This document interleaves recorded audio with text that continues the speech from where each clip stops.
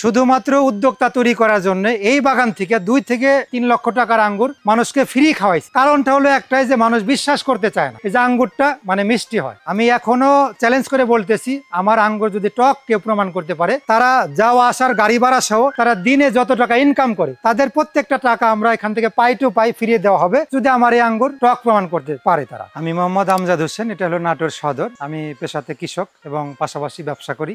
আসলে আমি পেশাতে ব্যবসা করি, ব্যবসার পাশাপাশি যেসব পৈতৃক সম্পত্তিগুলো আছে এগুলাকে আসলে চাষযোগ্য কিভাবে করা যায় এবং একটু আধুনিক পদ্ধতি এবং নতুন কি করা যায় এই ধরনের চিন্তা ভাবনা নিয়ে আমরা কাজ শুরু করি আঙ্গুর এবং বেদেনা নিয়ে, যেটা হলো উচ্চ মূল্যের ফসল। মানে এক কথায় আঙ্গুর এবং বেদেনা পছন্দ করে না মানে বাচ্চা থেকে বৃদ্ধ পর্যন্ত এমন কোনো লোক নাই, যার কারণে আমরা একটু ফোকাস করি যে এটা আমাদের দেশে কেন হয় না বা এটা কেন মানুষ মানে করতে ব্যর্থ হয়েছে, কারণগুলা কি, এগুলা নিয়ে আমরা যখন কাজ শুরু করি তখন আমরা দেখলাম খেয়াল করে আসলে বিগত দিনগুলা যারা আঙ্গুর নিয়ে কাজ করছে বা এই ধরনের জাত নিয়ে কাজ করছে জাতগুলা আসলে তাদের ভুল ছিল। মানে এখন অনেক জাত আঙ্গুরের, অনেক জাত বেদেনার, অনেক জাত আপডেট হয়েছে, যেটা মানে গরমের দেশেও হয়, শীতের দেশেও হয়, যে দেশে বর্ষা হয় মানে বৃষ্টি থাকে সে দেশেও হয়, অথবা আমাদের দেশের মানুষ সেটা জানতো না। আমরা এই বিষয়গুলো একটু খুঁটিয়ে দেখে এই জাতগুলো আমরা বাইরের দেশ থেকে কালেকশন করি। কিছু আমাদের দেশের লোকজন আছে যারা বিদেশি আঙ্গুর বাগানে কাজ করে, তাদের মাধ্যমে কালেকশন করি। আবার কিছু জাত আছে যারা আমাদের দেশেরই কিছু ভাই আছে যারা বিদেশে গেছে বেড়াইতে, তারা বিদেশ থেকে চারা নিয়ে আসে, তারা সফলতা হয়েছে, ওইখান থেকেও আমরা কিছু কালেকশন করি। কালেকশন করার পর আমরা মাতৃবাগানে মোট প্রায় 36টার মতো জাত রোপণ করি। প্রথম বছরে আমাদের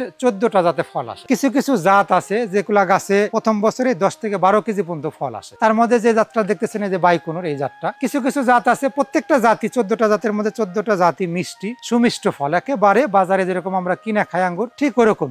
এই সব জাতের মধ্যে কিছু আমরা বাছাই করছি যে জাতগুলা উচ্চ ফলনশীল, রোগ বালাই তুলনামূলক কম। এই জাতগুলা দিয়ে আমরা বাণিজ্যিক ভাবে কিন্তু এরকম আমরা 3টা বাগান করছি। মোট আমাদের মাতৃ প্লট ছিল, এটা খুবই ছোট, প্রায় 15 শতক জায়গা। ওইখান থেকে আমাদের যে এই বাগানটা দেখতেছেন এটা 25 শতক, আরেকটা বাগান আছে খোলা মাঠে ওটাও 25 শতক, আরেকটা আছে যেটা মাতৃবাগান ওটা 15 শতক। ওইখান থেকে চারা উৎপন্ন করে আমরা যখন দেখলাম যে না এই আঙ্গুরটা যেমন মিষ্টি যেমন ধরন, এটা বাণিজ্যিক ভাবে করলে অনায়াসেই মানুষ খাবে, ওইখান থেকে আমরা চাষ করার জন্য বাণিজ্যিক ভাবে উদ্বুদ্ধ হই এবং এই 2টা বাগান আরো ওই একটা বাগানের পরে আর 2টা বাগান আমরা আরো বৃদ্ধি করি। ইনশাল্লাহ 1 বছরের মাথাতে আমাদের গাছে গাছ প্রতি 10 কেজি 12 কেজি করে ফল, আপনারা তো দেখতেই পারলেন যে ফল আসে। আর অনেকেই আছে এই আঙ্গুর গুলা, অনেকেই আছে যে আসলে বিশ্বাসই করতে চায় যে আঙ্গুর মিষ্টি হয়। তাদের কাছে আমি আসলে চ্যালেঞ্জ গ্রহণ করি যে কেউ যদি আমাদের বাগানে আসে, আসার পরে যদি দেখে যে না এই ফলটা মিষ্টি না টক, তাদের যাওয়া আসার গাড়ি ভাড়া, তাদের সারা দিনে যে টাকা ইনকাম করে, তাদের ইনকাম সোর্স যে থাকে সেটা সুদ্ধা তাদেরকে আমরা ব্যাগ দিয়ে দিব যদি তারা এটা মানে টক প্রমাণ করতে পারে। আর যদি দেখে যে না আমরা বাগান পরিদর্শন করলাম,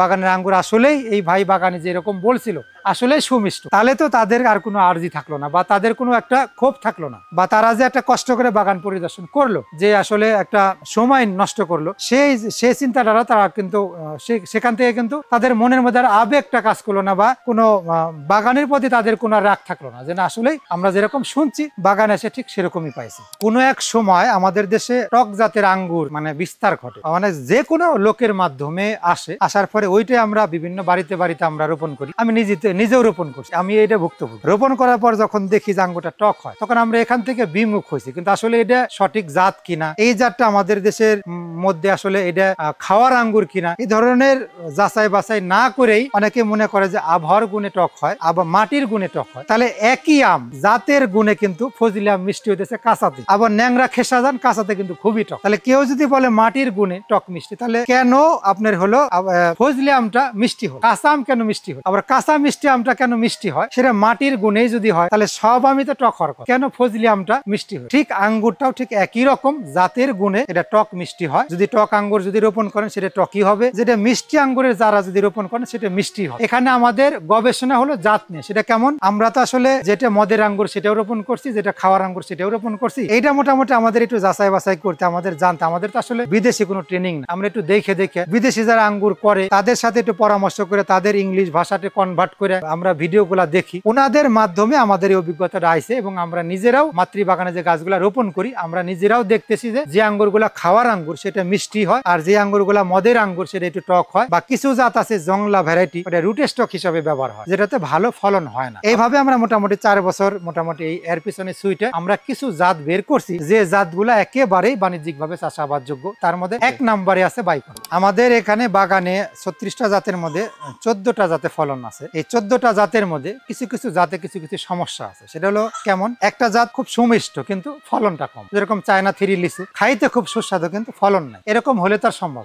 আমরা যে জাতগুলো বাছাই করছি তার মধ্যে হলো বাইকুনুরটা আছে 1 নম্বরে। এক কথায় বাণিজ্যিক ভাবে করলে এই এখন 2025 সাল পর্যন্ত এটা দিয়েই বাগান করতে হবে, কোনো উপায় নাই। দ্বিতীয় আপনার ডিকসনটা করতে পারেন, তৃতীয় হলো আপনার ভ্যালেসটা করতে পারেন। তবে আমি বলবো যে এগুলা করবেন একটু পরিমাণে কম, কারণটা হলো কি যে এটা হলো ধরেন ফলনটা বেশি, দ্বিতীয়ত হলো যে রোগ বালাই কম এবং ফলের রং কালার দেখতে ভালো, এবং মানে এক কথায় 80 থেকে 85 দিনে ফলটা হারভেস্ট করা যায়। ধরেন একটা ফল যেরকম ডিকসনটা আছে, ডিকসনটা ফল ভালো, সুমিষ্ট, ফলন ভালো, কিন্তু এটা পাকে 15 দিন লেটে পাকলে, যেহেতু আমরা একসাথে বাগান করতেছি, লেটে পাকলে একটু আমাদের সমস্যার সম্মুখীন হতে হয়, সেটা হলো একটু বৃষ্টি। তবে ওটা আর একটা সুবিধা আছে, সেটা হলো যে এইটা শেষ হওয়ার পরে ওইটা আমরা উত্তোলন করতে পারবো। তবে যদি মানে প্রতি বছরে একরকম বৃষ্টি হয় না, পাকা ফলে একটু বৃষ্টি পড়লে আমরা একটু ক্ষতিগ্রস্ত হই। সেক্ষেত্রে যদি কেউ মনে করে যে এই 2-3টা জাত করবো, সেক্ষেত্রে এইটা হারভেস্ট করার পরেই আবার ডিকসনটা হারভেস্ট করতে পারবো, ডিকসনটা হারভেস্ট করার পরে আবার ভ্যালেসটা হারভেস্ট করতে পারবো। এরকম ভাবে একটু আকপিস তারা মানে মার্কেটে আঙ্গুর দিতেই পারে,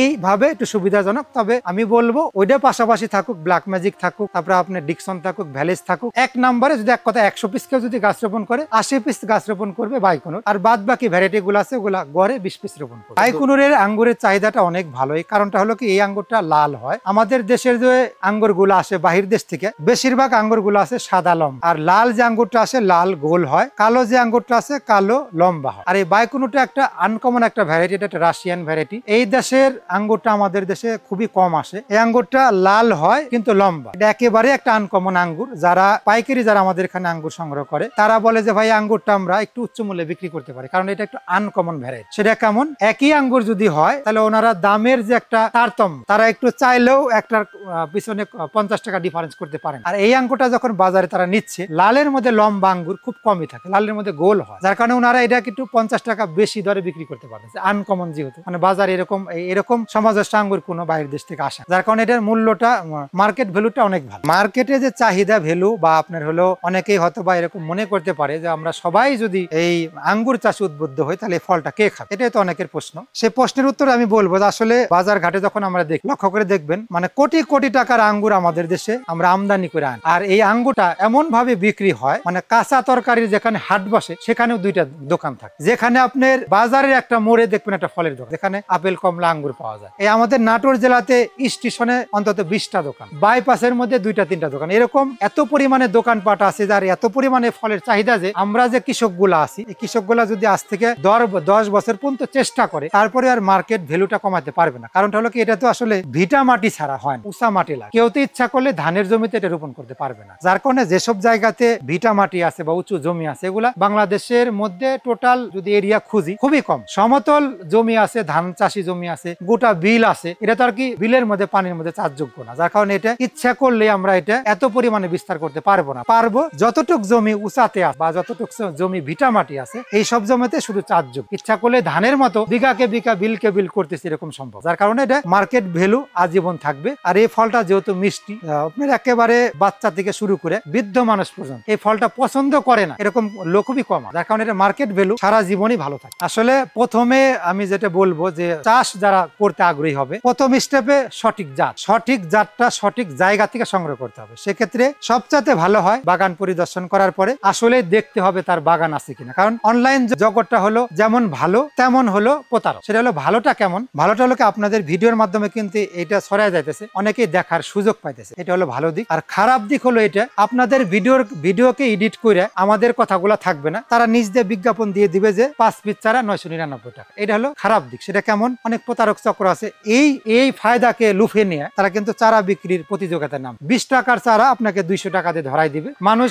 দেখবে যে না অনেক তো মিষ্টি জাতের আঙ্গুর অনেক অল্প মূল্যে পাওয়া যেতেছে, আমি 5টা সিরিয়ান চারা নিয়ে নি। তারা যখন চারাটা মাতৃবাগানে রোপণ করবে তখন কিন্তু এখান থেকে সঠিক রেজাল্ট পাবে, ওইখান থেকে কিন্তু সে বিমুখ হবে বা এই চাষ যোগ্যে তাদের যেটা ভুল ধারণা সৃষ্টি হবে যে না এটা প্রতারক চক্র আসলে বিদেশের আঙ্গুরের বাগান ভিডিও দেখায় আমাদেরকে এরকম টক জাতের আঙ্গুর ধরাই দিচ্ছে। তাদের উদ্দেশ্যে বলবো তারা আসলেই আমাদের বাগান আছে কিনা, বাগানে ফল আছে কিনা, এটা বাগান পরিদর্শন করবেন। যারা আঙ্গুর চাষ করতে আগ্রহী হবে বাগান পরিদর্শন করবেন, নিজে হাতে ফল ছিঁড়ে খাবে, খাওয়ার পরে আসলেই ফলটা মিষ্টি কিনা এটা আপনারা নিজেরাই পরখ করে নিজেদের প্রশ্নের উত্তর নিজেরাই নিয়ে এখান থেকে বের হয়ে যাবেন। তখন আপনি নিজের সিদ্ধান্ত নিতে পারবেন যে আমাদের দেশের উৎপাদিত আঙ্গুর মিষ্টি হয়। চারা যারা নেওয়ার পদ্ধতিটা হলো আমাদের যে মাতৃবাগানগুলো আছে, এরকম আমার মতো মতো আরো প্রতিনিধি আছে যারা কৃষক, যারা আরো 2-4টা বাগান করছে বাংলাদেশে, এরকম ছড়ায় সিটে মোটামুটি এখন হয়ে গেছে। যারা চারা ক্রয় করতে চায় তারা আমি বলবো তারা বাগানে আসার পরেই ক্রয় করা উত্তম, এবং কেউ কেউ কুরিয়ারের মাধ্যমে নিতে পারবে। আমরা কুরিয়ার প্রথাটাও মানে এক কথা আমরা এর আগে চালু ছিল, মাঝখানে ব্যস্ততার কারণে আমার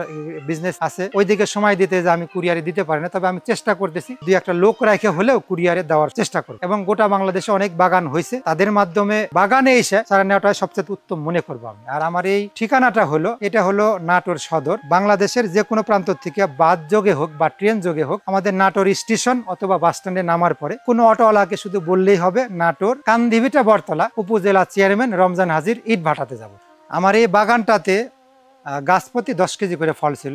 এই ফলগুলো আমি আসলে হিউজ পরিমাণে বিক্রি করি নাই, সেটা হলো কারণটা আছে, আমার মূল উদ্দেশ্য আছে। সেটা হলো কি, যে বাহির থেকে যারা বাগানে আসে, আমরা যে ভিডিওর মাধ্যমে বলতেছি আমাদের কাছে 10 থেকে 12 কেজি ফল ছিল, ফলটা মিষ্টি, সম্পূর্ণ ফল যদি আমরা এখান থেকে সেল করে দিতাম তাহলে বাহির থেকে যারা লোকজন আসতো তারা কিন্তু এই ফলগুলা টেস্ট করার সৌভাগ্য হতো না। ফলটা যে আসলেই মিষ্টি সেটা টেস্ট করার সৌভাগ্য হতো না, এবং গাছ প্রতি যে 10 থেকে 12 কেজি ফল আছে, আদতেই আছে, এটা কিন্তু তাদের কিন্তু বিশ্বাস করানোর যোগ্য আমরা করতে পারতাম। আনুমানিক 3 লক্ষ টাকার ফল আমি এই বাগান থেকে বিক্রি করতে পারতাম। অন্তত 3 ভাগের 2 ভাগ ফলই আমি মানুষ দিয়ে খাওয়াইছি, অন্তত আনুমানিক 2 থেকে আড়াই লক্ষ টাকার ফল। আমি কিছু ফল বাজারে কেমন চাহিদা আছে আর নেওয়ার, এটা প্রমাণ করার জন্য আমি কিছু ফল সেল করছি। তবে বেশিরভাগ ফলগুলাই 2 থেকে আড়াই লক্ষ টাকার ফলই আমি মানুষের খাওয়াইছি, শুধু উদ্যোক্তা তৈরি করার জন্য, যাতে বেকারের হার কমে, এবং হলো বেকার যারা যুবক আছে তারা এই বাগান দেখে নিজে উদ্বুদ্ধ হোক। এবং আমি আরো চেষ্টা করছি যে বাণিজ্যিক ভাবে তো এটা অগ্রসর হবেই, বাসা বাড়িতে যারা আছে তারা যাতে 2-1টা করে গাছ নিয়ে গাছ রোপণ করে।